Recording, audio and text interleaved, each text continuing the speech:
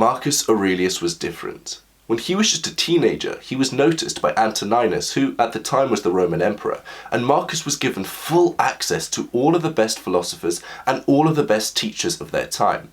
Later on, Marcus Aurelius became so wise that he was appointed the Roman emperor, and he was the last of the 5 good emperors, because under his reign he had access to 3.5 million square miles of land, and he had complete reign over 20% of the population. He had all of the power in the world, and he could quite literally do whatever he wanted.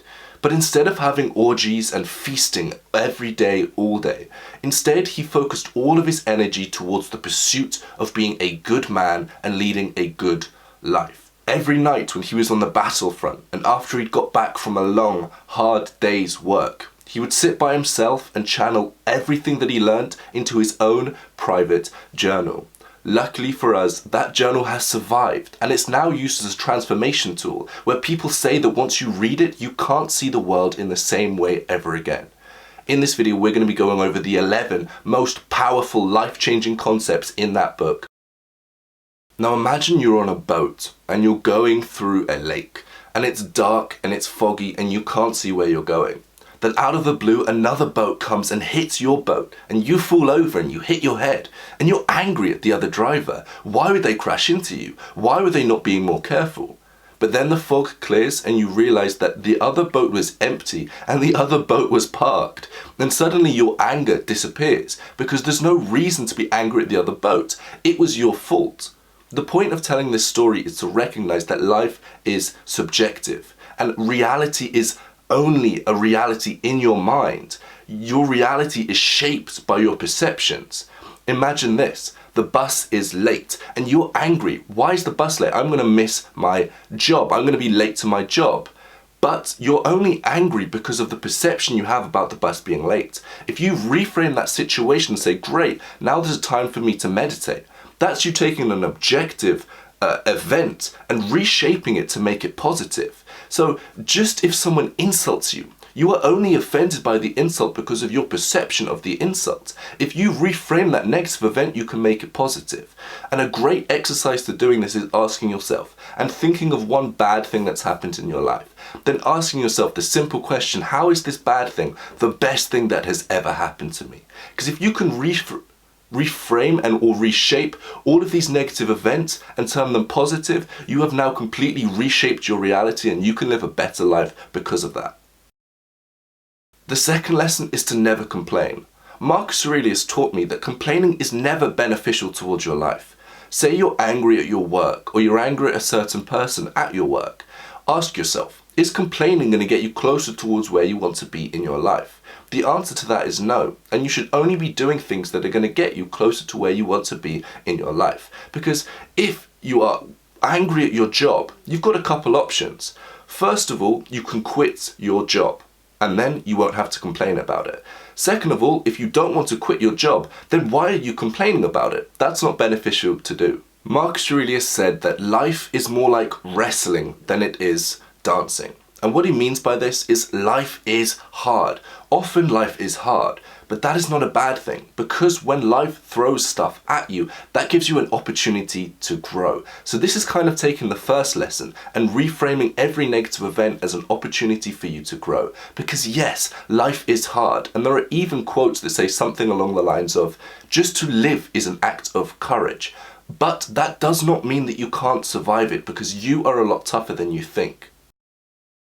As Marcus Aurelius went around his day-to-day life, he hired someone to constantly remind him of the phrase memento mori. And what this means is that you are mortal. Because although he had all of this power, he constantly reminded himself that he was a human and death was on his doorstep. Because if you use death not to be afraid of, but as a tool for motivation, then great things can happen. Because death in reality is just a powerful motivator. Because if you recognize that you are human, you could die at any second, it prompts you to take every second and be grateful for that and make the most out of every minute that you have. So remember your mortality. The next lesson is a reminder to do less. And Marcus Aurelius constantly told us to remind ourselves of, is this thing essential?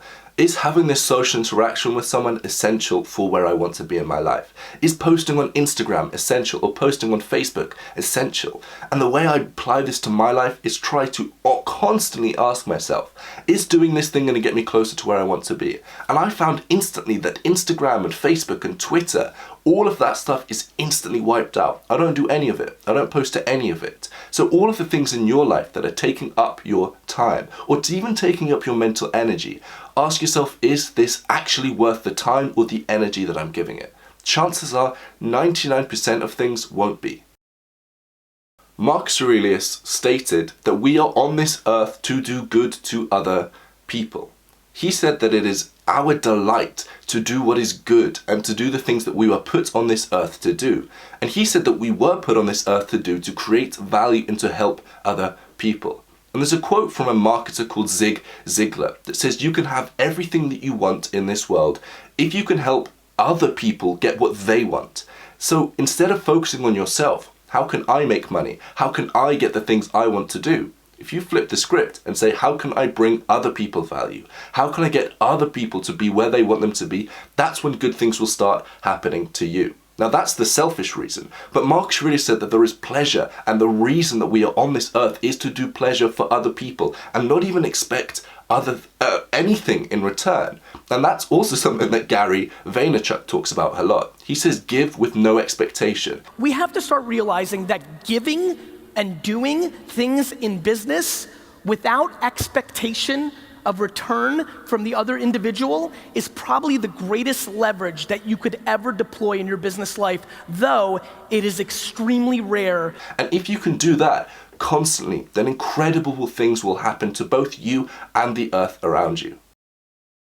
This kind of ties in with the last part, but ignore what other people are doing. Instead of comparing yourself to where other people are today, compare yourself to where you were yesterday. That way you're focusing on your own growth instead of comparing yourself to what other people are doing.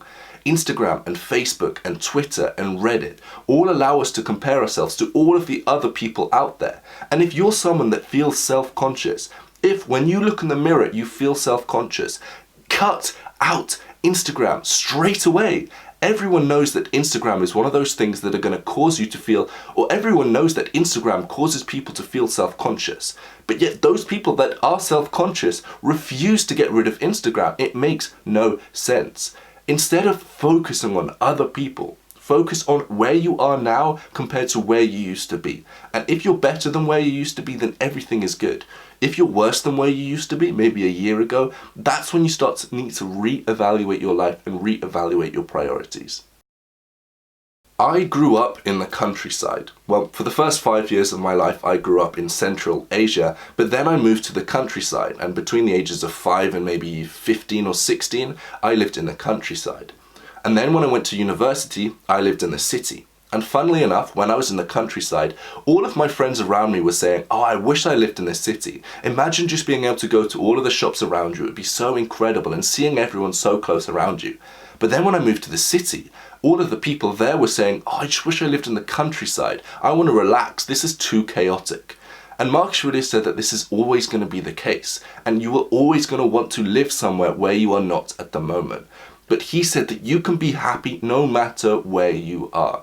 Even if you're in a household which you don't like, even if your housemates are people you don't like, even if your house is old and you hate it and it's ugly, you can still be happy because your happiness comes from internal things, not what's going on around you.